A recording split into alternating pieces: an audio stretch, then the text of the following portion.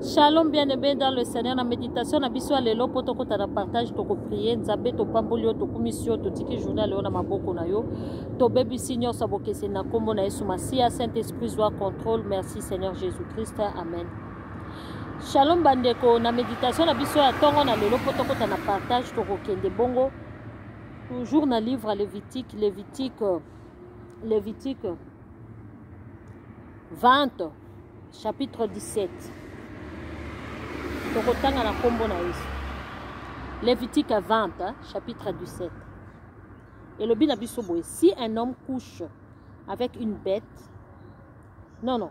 si un homme couche et si un homme épouse sa sœur, 17, 17.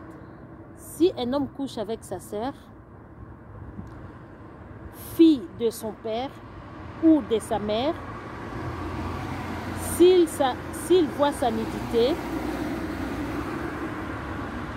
et qu'elle voit la sienne, c'est une honte. Ils seront exclus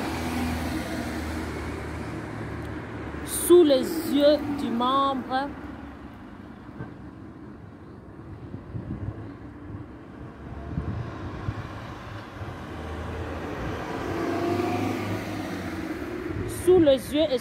du membre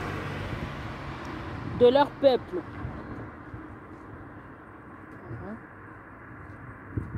Il a dévoilé la nudité de sa sœur. Et il supportera les conséquences de sa faute. Si un homme couche avec une femme qui a ses règles, dévoile sa nudité, il expose la perte du sang de la femme. Et elle-même s'expose. Ils seront tous deux exclus du milieu de leur peuple. Tu ne dévoileras pas la nudité de la sœur de ta mère, ni celle de la sœur de ton père. Car c'est lui qui fait cela, mais il annule sa propre parente et supportera les conséquences de ses fautes. Bandeko lelo tozomona ba rapport sexuel ekomi nango mutu nyonso akoko sala ne kaka ndenga lingi. Bandeko mutu nyonso bato bakomi ko bimana banyama, mutu mususu mona bazobima akobimana mama leki na ye, akobimana na belle na demi-sœur na ye, akobima donc désordre sexuel bazopekisa yango makasi. Ndeko yo mtu ana grâce de Dieu pona sikoyo oko senga bolimbisi mais siko bato basala yango liboso na yo peta ngozo sala yango bolimbisi ka te mais otika pe bato bazaki na tango Lévitique bazaki na grâce te osali makambo bongo directement oza exclu na communauté osali makambo bongo directement babomi yo na mabanga ndeko nanga yo mutu oyo okutani na ba désordre sexuel tika eza malamu te nzamba za ko pekisa yango kobimana demi-sœur na yo, yo mto bimana ba cousine na yo. Obimana mama leki na yo parce que azal leki par rapport na yo. Po ba mama leki leki pe bazalaka. Ndeko, okoki kobimana parenté na yo te. Eza pe na bana basi. Babimana ba cousin na bango. Babimana ba demi-frère na bango. Okoma osela demi-frère zuwa. Batu baye bakate nzoka ndo koma kobima na demi-frère na demi-frère na yo okoma bana demi-sœur na yo ndeko keba nzamba zo considérer ngo ezali propre sang na yo koyeba kotika makamwa ndenge wana ata mwasi so azomona ba perte na ye normalement ezalaka biblique te kobima na mwasi lolenge wana il faut te baka ko tango ozali na bomo iluka miséricorde nzambe yom tozo tambola na biloko ndenge wana kotika bomo na ote na ba perversité ya pamba na ba désordre spirituel ba désordre sexuel ya pamba mona batu mususu akobima na nyama nzoto na yo eza temple la molimo santo komi koteka ngo du jour au jour ndeko nzamba azopekisa yango azopekisa ba perversité ya modèle oyo yo muto kutani na grâce ya nzambe se repentir petika eza malamu te awa tomoni ba conséquences ezalaki ebele nzamba bandai ko pekisa yango ezala batu mususu ba oncle mususu ba senta ba nièce na bango ezala ba nièce mususu ba bima pe na ba oncle na bango yo oyo ozali mona mwasi oza kolula cousin na yo po séduire ye oza kolula mobali ya mama na yo po séduire ye oza kolula mwasi ya papa na yo po séduire ye tika ndeko tika ndeko eza malamu te tokokende plus loin tokosorte verset toke na 22 balobi vous respectez toutes mes prescriptions et toutes mes règles vous les mettrez en pratique afin que le pays où je vous conduis pour vous y habiter ne vous vomisse pas. Vous ne suivrez pas la coutume des nations que je vais chasser devant vous, car elles ont fait cela et je les ai en horreur. Je vous ai dit, c'est vous qui possédez leur pays. C'est moi qui vous le donnerai en possession. C'est un pays où coule le lait et le miel. Je suis l'Éternel, votre Dieu, qui vous est séparé des autres peuples. Oyoki nzamba lobi que soki na bengana ki batwa liboso oyo bazaki na mboka o na pesi bino ezali pona basala ki bosoto wana o nga nazo pekisa bino ko bima na banyama kobima na bandeko na bango ba cousine ba nièce ba neveu kobima na mobali ya mama na yo kobima na mwasi ya papa na yo yango na bengana ki bango pona ba désordre sexuel pona ba perversité ba salaki alors bino pe nazo pesa bino pays o ya possession soki bino boko se conduire lokola bango ba bandai ko se conduire pays wana kaka ndenge vomir baninga eko vomir bino pays wana kaka ndenge sanzi baninga eko sanza bino ni ko laksa nini ndeko yo o nzamba pambolo na mapamboli nzamba pamboli yo na kimia nzamba pamboli yo na libala kitoko lelo zo sepela o na bali yebake iyale o eloba lelo mobali alongwe musala tozo mona yo nini okomi koluka ko China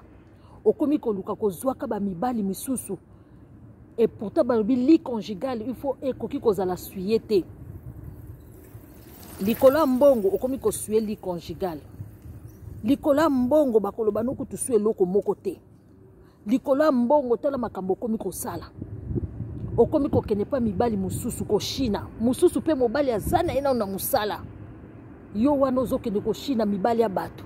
yo wana ozokotisa bondumba ozakaka na perversité ozwaka ka mibali mususu eza mabe yo pe ndeko nanga mobali okomona nzambe akovomir yo balobi libala kaka nzambe kutabiye te libala wana ekovomir yo libala wana ekosala ke obima libanda okozala lisusu mwasi libala to kozala déshonoré eza pe na bapapa misusu ya mabala obali mwasi aye na leki ne na ndako po asunga ye yo komobima na leki na ye okomi koyiba okomi kokima me musala po ozongaka vent soki mwasi aza na musala yo po oza na musala ozongi avant nyonso wana po bima na belle sœur na yo nyonso wana po bima na niesa mwasi na yo oza kosuye libala kitoko o nzamba apesaki yo okomona ba problème ebanda kolanda yo papa libala wana ekovomir yo parce que nzamba apesaki yo yango po ezala peto ba bénédiction nzamba apesaka biso eza peto yo oyo ya na poto ozwa mukanda nzamba permetaki ozwa mukanda apesi yo possession ya mboka wana apesi yo chance osala ba étude talaki perversité okoma kosala okoma no kosala bazofuta yo socialement okoma no kose prostituer encore bazofuta yo social bazofuta bapesi yo mosala kitoko mais yo okomi kobima na bachef na yo na bapatron mosala wana ekovomir yo ndeko bapesi yo mosala ya kitoko mwana mobali yo wana okomobima na bamama bafemme seule mpo oliaka bango bambongo na bango mpo oliaka bango oyo eskrokaka bango na bolingo ya lokuta libala wana ekovomir yo nzambe abiye moto akovomir yo te libala wana kaka ekovomir yo ekosanza yo ekobimisa yo ndeko yeba kobate la bénédiction en Nzambe balobi c'est la bénédiction de l'Éternel qui enrichit et il ne fait suivre donc aucun chagrin. Donc ndeko nanga yeba kobatela yeba kolengela héritage oyo Nzambe apesi yo yeba kolengela héritage oyo Nzambe apesi yo perversité Nzambe azopekisa yango bondumba ya salité Nzambe asa permettre apesi yo mwasi pe kitoko papa bondumba ya nini oyo ozoke nopesa nzoto na yo pona mbongo papa ozolanda ba mama mikolo oyo baleki yo na âge oye na poto Nzambe asungi ozwa visa yo komi koluka ba mama ya 70 ans obima na bango po bapeso mukanda okomi koluka ba papa ya 90 ans obima na bango bapeso mukanda po yo ozwa ndako atikela obe héritage oyo eza périssable sikoyo yo ndeko nanga Nzambe apermetaki ozwa visa oya na poto akopermettre te ozwa mukanda il faut que ndeka nzela wana yo ozomona ngo nzela mokuse mais ekomemela o ba nuit tôt ou tard ndeko ekomemela o ba nuit qui m'a perversité ndeko toza na tango ya grâce Nzambe asala o grâce olongwa na biloko wana Nzambe asala o grâce penza olongwa na biloko wana ki perversité ezali malamu te ndeko ki perversité eza malamu te ndeko Nzambe asala yo grâce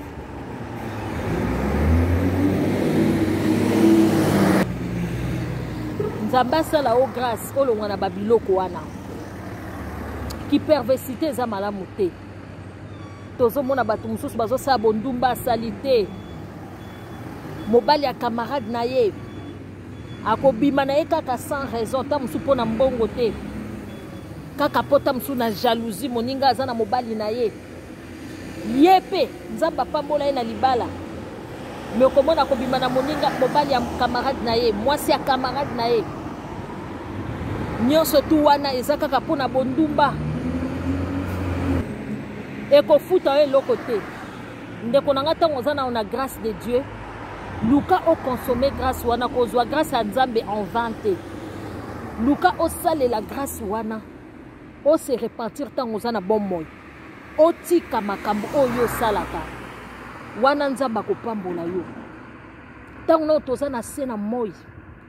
yebaka kobatela bomoi na yo yebaka kobatela nzoto na yo oyo ezali temple ya Molimo Mosantu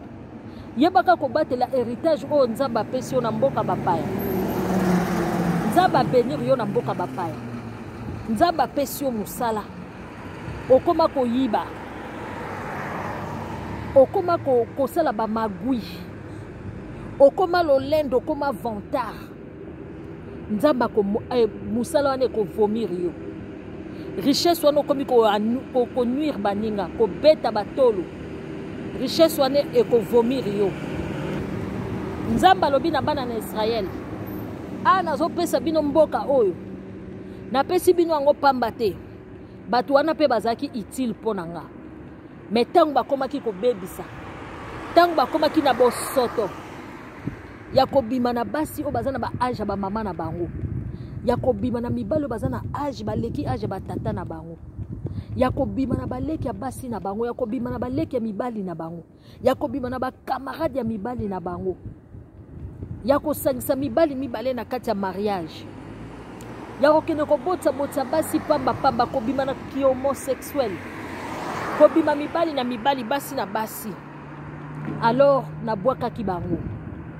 na vomir bango pays wana evomir bango po nyonso ekelami na Nzambe bango Nzambe akela likolo na se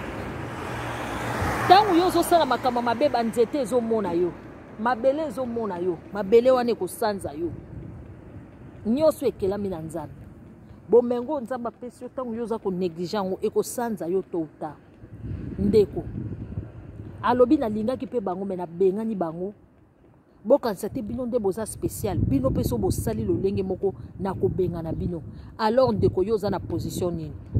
Nzambe apambola yo lukaka repentance na yo ero osengaka mawa na Nzambe Nzambe apambola yo tokutani lisusu